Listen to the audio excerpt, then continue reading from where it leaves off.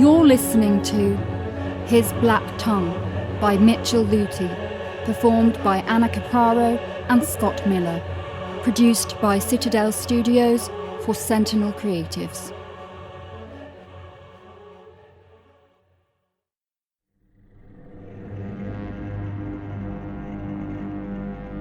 A young man had become possessed by a devil. The thing within him burst into loud lamentation and departed from the man. At once, the youth's eye fell out on his cheek, and the whole of the pupil, which had been black, became white. St. Augustine.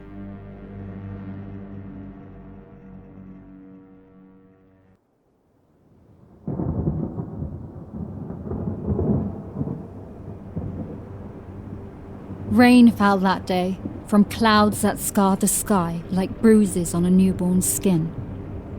It washed away the dust and the rot and the smell that lingered over Val de Havre, a thin strip of land somewhere north of Reams. It had been a plague year, as had the year before it, and the year before that too. What the rain couldn't sweep away, the mud claimed, and its tithe was a handsome one this year. The year of plagues. In the centre of the valley, jutting out of the soil like freshly unearthed bones, lay the town of Enfaire. It was a small town, built the previous century, with high walls to repel Englishmen and deep wells to survive siege. Spindly towers peeked out from behind its ramparts, facing the wooded hillsides that surrounded the valley, like gnarled tips of a rib cage around the sluggish heart within. On the edge of the valley, beyond the empty fields that surrounded Enfaire, a shadow peeled off from the forest. It moved quickly, keeping ahead of the gathering storm clouds, and slipped onto the muddied road just as a bell began to toll out from within the town.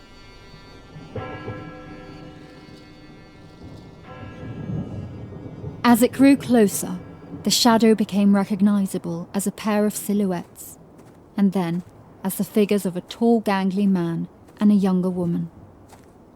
The woman wore a simple blue coat over a padded tunic and carried a walking staff in her one hand, while her other was wrapped around a small shoulder bag. The man moved with a slight limp and muttered beneath his breath as he tried to keep up.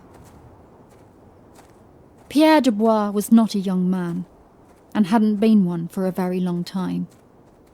His face was creased with lines, from years of happiness and sadness, from days of too much sun and too little. He wore his grey hair clipped short, and a well-kept beard framed his jaw. This is it then, eh? Pierre let out a steaming breath, and leaned against his own walking stick to stare at the town. Those gates have a decided look about them, Remy. What shall we find behind them, I wonder? Another tomb, sealed in the names of pestilence and death? Remy shrugged, walking ahead of him. There is no sickness here. So they say, so they say. Pierre wiped his nose and looked up as the first drops of rain began to fall. Would that the absence of pestilence was so inextricably bound to the absence of death. But I fear that is not the case. One may still reside in a place where the other does not. It's either that or the storm, said Remy. She turned back on the road, tugging her hood over her hair as rain pelted the mud around them. These fields will be flooded by morn, and us drowned in them if we stay outside. So a hearth and roof, or this stinking mire. Ah, but for a roof over my head and a fire to warm my feet, I might be convinced to share a room with the Reaper, if only for a night. And for a belly full of food? The old man laughed and trudged towards his companion. For that, I would be tempted to dine with the devil himself. Remy snorted and shook her head. Sometimes I think you damn your own soul for a half-loaf of bread and a spoonful of honey, Pierre. I hope your faith will never be tested such, but I do not think the devil waits for us in Enfaire.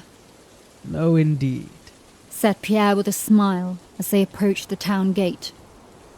A shallow river framed the town's eastern wall, running alongside the road like a serpent's coils. The current was split by an island of stone and masonry, the one half disappearing through a sluice gate in the walls, while the other followed the road north toward the edge of the valley. Its banks were already starting to overflow, and water flooded out onto the road, quickly turning it into a quaking mire. Pierre and Remy hurried through the mud, slipping and sliding in the ooze as the first rolling booms of thunder split the sky.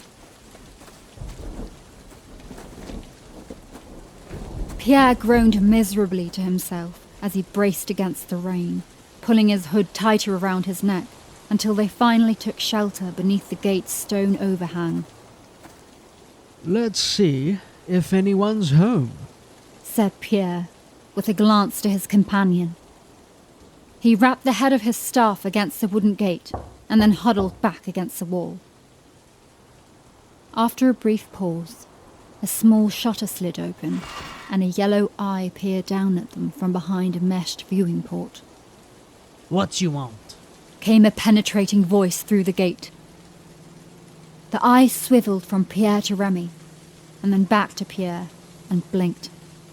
Can't you see the gate's closed? The rot's not welcome. No visitors. Pierre smiled up at the eye, drawing back his hood. Our humble pardons, monsieur. We are simple travellers on our way to the Pilgrim's Road. We seek no alms. Let not my designation of begging friar dissuade you from that fact. We ask only for the safety and shelter of your walls, and for a single night. The eye narrowed and blinked again. Begging friar? Franciscan? Indeed, I am Pierre Dubois of Auvergne, and this is my charge, Remy of... Just Remy, said his companion, tilting her head. Auvergne? You're a long way from home, friar, and these roads aren't safe anymore. A furrowed brow appeared through the viewing port as the gatekeep swapped eyes. Brigands, rapers, godless men.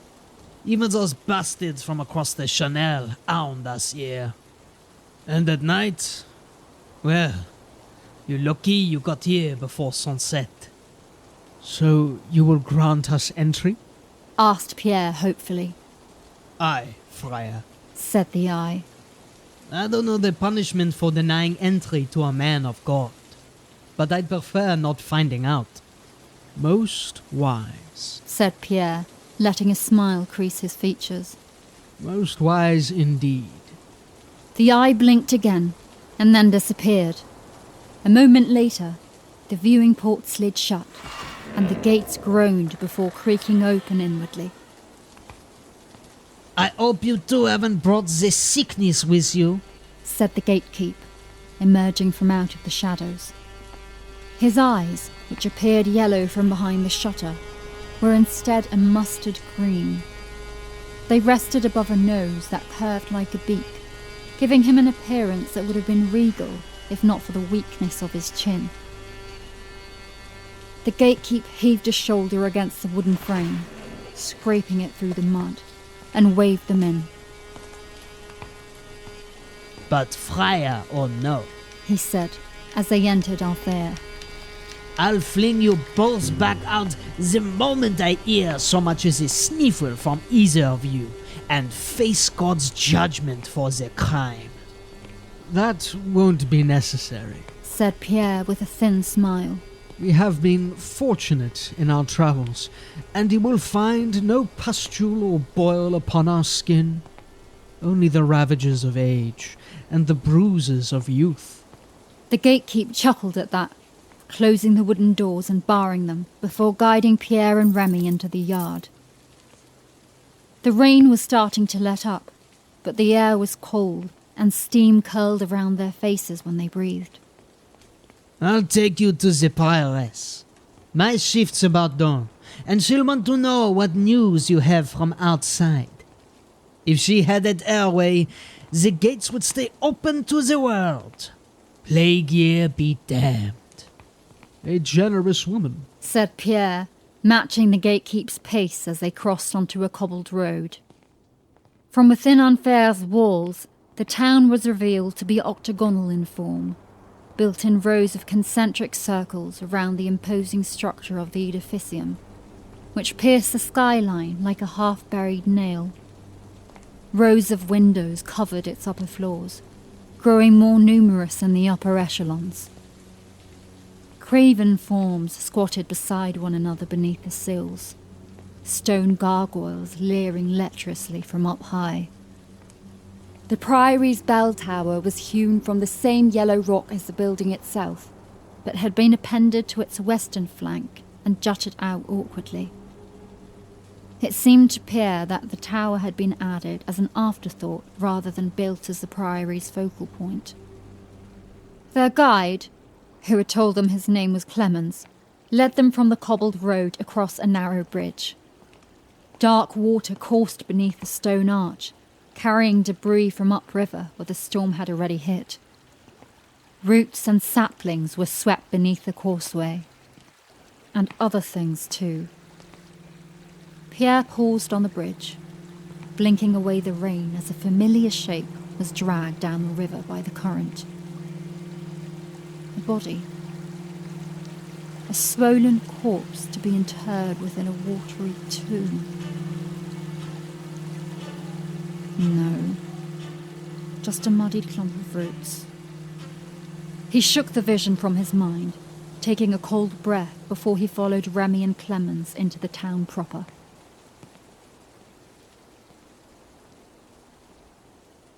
The dwellings to either side of the road were small but comfortable looking, and Pierre waved at a grubby child who appeared from out of the nearest doorway. The boy made a face at the friar before his mother swept him up with an arm and disappeared back into the house. That child was as fat as a pig, said Remy softly, so that only Pierre could hear. And the mother too. Pierre replied, before turning to the gatekeep.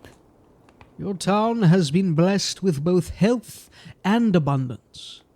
But your fields outside are as sallow and bare as the rest of the province. I suppose we've been lucky too, said the man, nodding his beaked head.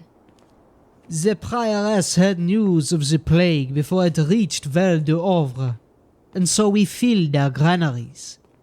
Now we can fill our bellies too. Until it runs out, anyway. She sounds like a remarkable woman, said Pierre, exchanging a look with Remy. That she is, said the gatekeep. And then, noticing their expressions, she got a letter from one of the cities. Maybe Paris, maybe Lyon. Must have been right at the start. But she's not one for sitting on her hands, our prioress. Where'd you say you were heading to again? We're taking the Pilgrim's Road, said Pierre. He adjusted the collar of his hood against the cold and met the gatekeep's eyes. We have business south, in Lord. A strange time to be undertaking such a journey. The gatekeep frowned. Is it as bad as they say? In the south? There's strange talk about. Of sick men falling into their graves, only to be seen amongst the living again a few days later. But I've heard other things too. Darker things. I've heard the stories. Probably the same ones as you. There is witchcraft and devilry at work in the south. Of that I have no doubt. But to speculate idly, without seeing it for my own eyes, invites rumour and falsehood, and we must be above that, Clemens. The gatekeep nodded at that, and led them past the last few dwellings, to where the road grew wider, into the trading district. Most of the town's workshops were still open, even in the face of the coming storm, and Enfaire's residents moved between them, collecting what goods they could before night fell upon the valley. There was a feeling of nervous anticipation, Pierre thought. The people here moved quickly, keeping their heads down against the rain, eager to get back indoors. He couldn't blame them. The cold was starting to get into his bones. But there was something else too.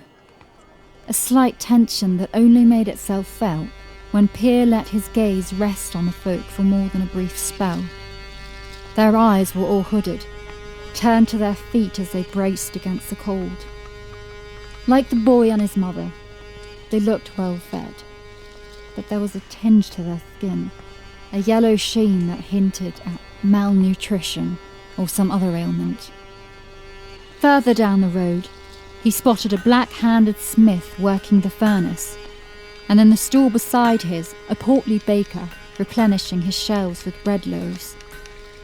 The baker's eyes were set deep against his pudgy flesh, and even from a distance, Pierre could tell they were red-rimmed and weepy. Apprentices moved in the shadows behind their master, keeping out of his way lest they earn a clip behind the ear or a harsh word. "I thought the sickness hadn't reached you here," said Remy. Pierre followed her gaze down one of the alleys and pursed his lips. Nearly a dozen caskets lay resting against the adjacent walls, and the sound of a hammer on wood rang out from a small shop at the end of the passage. "Your carpenter has been busy," said Pierre, directing a questioning look to the gatekeep. The man looked uncomfortable for a moment and then shrugged. It's not plague, if that's what you think. Nah, those are suicides. "God be merciful," Pierre intoned beneath his breath. He made the sign of the cross with his free hand and leaned into his cane with the other. "To be spared the rot of plague, only to find your mind ensnared by another sickness. It is a great tragedy." "So many," said Remy softly, and then louder.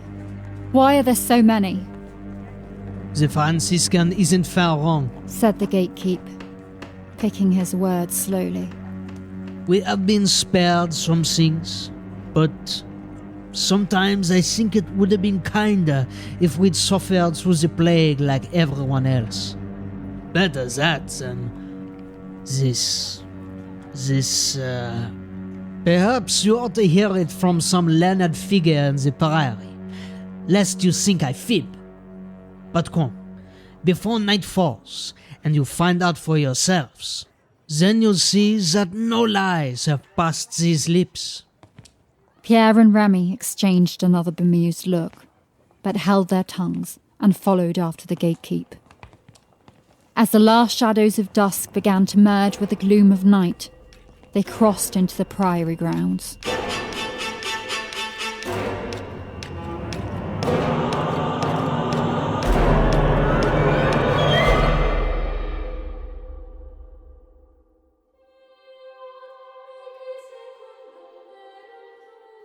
The prioress was not who Pierre had expected. For starters, she was far younger than anyone of her station had any right to be. If he had to guess, he'd have put her within a few years of Remy. And Remy was little more than a child herself. But the prioress carried herself with the dignity of her post, even if she lacked the grey hair that usually accompanied it. "You must tell me news." Her eyes smiled when she spoke, dancing from Pierre to Remy. "It has been so long since I heard word of the outside world. Please, you must tell me all." "I'm afraid there's little good to share," said Pierre. He'd noticed the young prioress's skin was flush with colour and health. "Paris has seen the worst of it, but the sickness covers all 4 corners of France, perhaps the world." "This saddens me greatly," said the prioress. She shook her head and waved them in through the great wooden doors of the edificium. "But come, you must be tired from your travels. Eat Rest. There is plenty here for all. It seems your small town has been spared the brunt of it, said Pierre, as they followed the prioress across the courtyard and back beneath the vaulted ceiling of the priory. By the grace of God, she replied, but her smiling eyes darkened, and she hesitated. Sister? The prioress seemed to find her resolve, and met Pierre's gaze with her own. Tell me, friar, where does your path take you? We are headed south, to Lord. As I told your gatekeep, we go to do the Lord's work. Lord? The prioress frowned and raised a thin brow. I have heard the stories coming out of Lord, from even before we closed our gates to the world. They say a devil has made the town its own and that there are no good men left to bury the dead. Pierre shrugged at that. There is no soul so lost that can no longer be found. The prioress nodded her approval, but another shadow crossed her face. We have stories of our own here. Perhaps you have heard those too? Only rumours of rumours, and some suggestion that not all is well from your gatekeep. If only they were just that. Rumours. But I am afraid not. The prioress tugged at the hems of her habit, bunching the fabric between her knuckles as they approached a steep flight of steps. All is not well in Enfaire, as you shall find once the darkness of night covers our fair valley, and devils walk the earth. Pierre glanced at Remy as they followed the prioress up the stairs. The look on his companion's face was one of puzzled curiosity, and Pierre was sure that his own face reflected the same bemusement.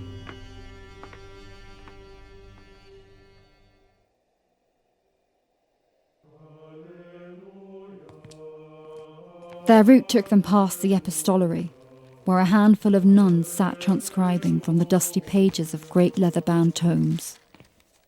One of the scribes looked up, a pale-faced youth with a curl of blonde hair sticking out from under her cowl.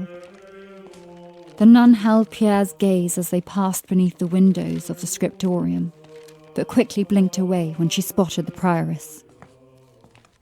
These devils, Pierre began, following the prioress through another vaulted passage. they come from across the channel? Or are they pagans? The prioress paused, shaking her head. You mistake me, friar. The things that torment this land are no allegory, no words of mere fantasy. When night comes, our valley sees itself transformed, leaving only a hellscape in its wake. The stench of sulfur and rot grows thick, and flames dance within our forests. Only then, when the mad flutes and drums rise with the moon, only then will they emerge. I speak of no man of sin. These are crooked beings and broken things which hunt and prey upon anything that falls outside our walls. Even the dead, it is said, rise in unholy rapture to join them. These are devils who have forsaken our land, and we along with it.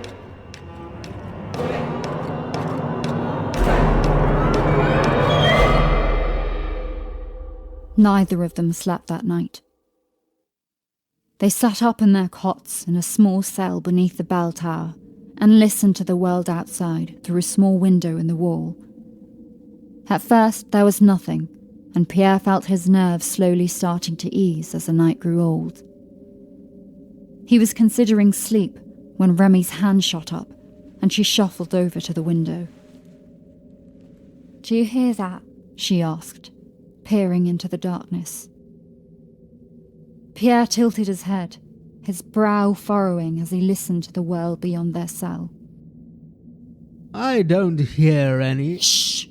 Remy waved her hand at him again, this time beckoning him toward her spot beneath the window. All right, said the friar, grumbling as he clambered across her cot. but he stopped complaining midway and snapped his eyes to stare past his companion. He thought it was a wind at first, a low howl sweeping the valley from across the mountains. But as the sound grew louder, he started hearing other notes, ones that no natural phenomena could ever account for.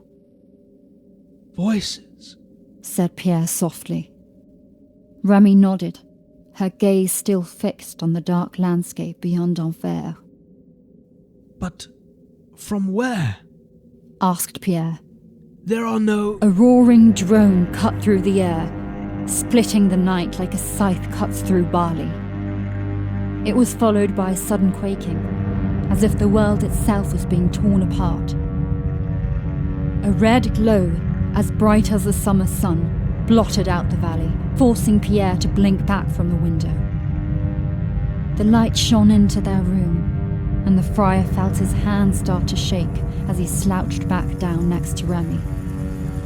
The voices, no more than a sibilant whisper at first, had broken out into a brazen cacophony.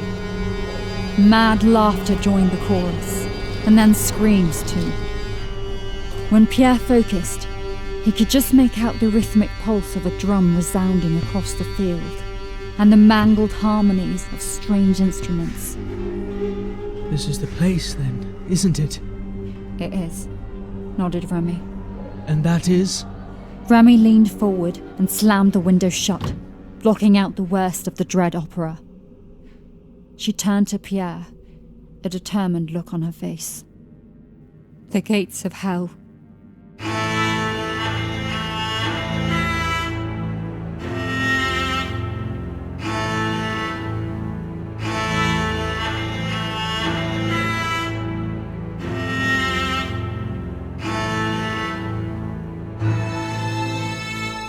You've been listening to His Black Tongue by Mitchell Luty, performed by Anna Capraro and Scott Miller.